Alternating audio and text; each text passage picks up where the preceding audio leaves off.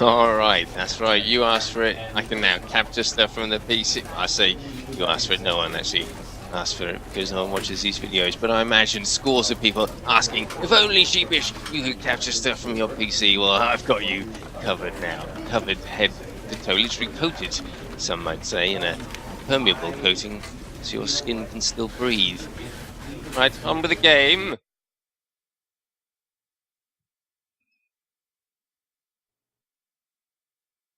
This is the story of a man named Stanley. Stanley worked for a company in a big building where he was employee number 427. Employee number 427's job was simple. He sat at his desk in room 427 and he pushed buttons on a keyboard. Orders came to him through a monitor on his desk, telling him what buttons to push, how long to push them, and in what order. This is what employee 427 did every day of every month of every year. And although others might have considered it soul-rending, Stanley relished every moment that the orders came in, as though he had been made exactly for this job. And Stanley was happy. And then one day, something very peculiar happened. Something that would forever change Stanley. Something he would never quite forget. He had been at his desk for nearly an hour when he realized that not one single order had arrived on the monitor for him to follow. No one had showed up to give him instructions, call a meeting, or even say hi. Never in all his years at the company had this happened, this complete isolation. Something was very clearly wrong. Shocked, frozen solid, Stanley found himself unable to move for the longest time. But as he came to his wits and regained his senses, he got up from his desk and stepped out of his office. Something is very clearly wrong. I've been here for over an hour now and nothing on my screen, nothing. I mean, I could just stay here for the remainder of the day. I will still get paid regardless, but I mean, I can hear it now. What do you mean you just sat here all day and didn't do anything? You should have come and see why you had no instructions. I don't know why they talk like that, but no one talks like that actually, but I'm gonna have to go and investigate. I mean, I assumed everyone was in the meeting. I mean, I was late, so I thought I'd sneak in, but they should all be back now. All of his co-workers were gone. What could it mean? Stanley decided to go to the meeting room. Perhaps he had simply missed a memo. Maybe they're still in the meeting room for some reason. I should go to the meeting room. Hang on a minute. Hang on. It's not a bank holiday today, is it? I haven't bloody well come in on a bank holiday. It's not. Oh, if I've done this again, I'm gonna be pissed. Why isn't that guy in there? He doesn't even go to the meetings. He should be in there. That guy should be... I don't know his name. I don't talk to these idiots. When Stanley came to a set of 2 open doors, he entered the door on his left. Go through the door on my left. I'm going to go through the door on my left. I'm going to go through the door on my left. I'm going to go through the door on the left.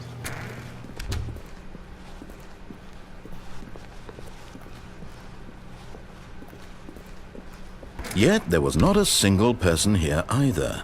Feeling a wave of disbelief, Stanley decided to go up to his boss's office, hoping he might find an answer there. I'm disbelieved. Ooh.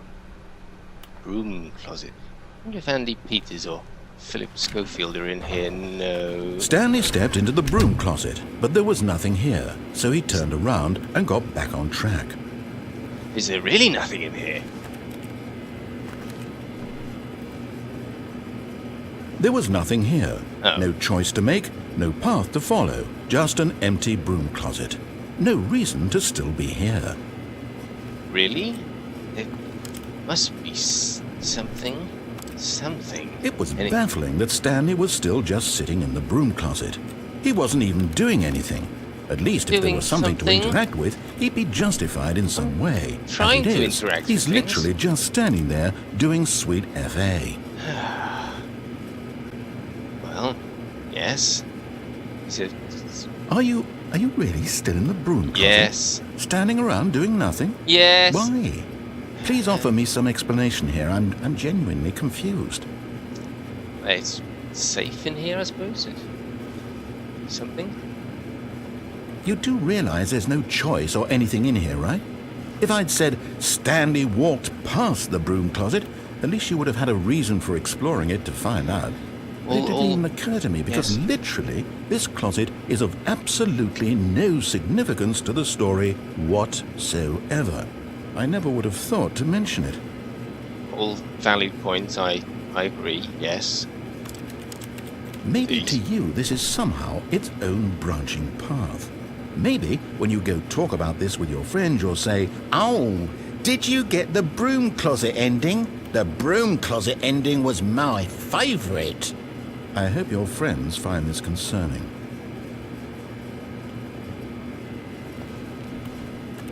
Stanley was fat and ugly and really stupid. He probably only got the job because of a family connection. That's how stupid he is. That or with drug money. Also, Stanley is addicted to drugs and hookers. Not addicted to hookers. Well, I've come to a very definite conclusion about what's going on right now. You're dead.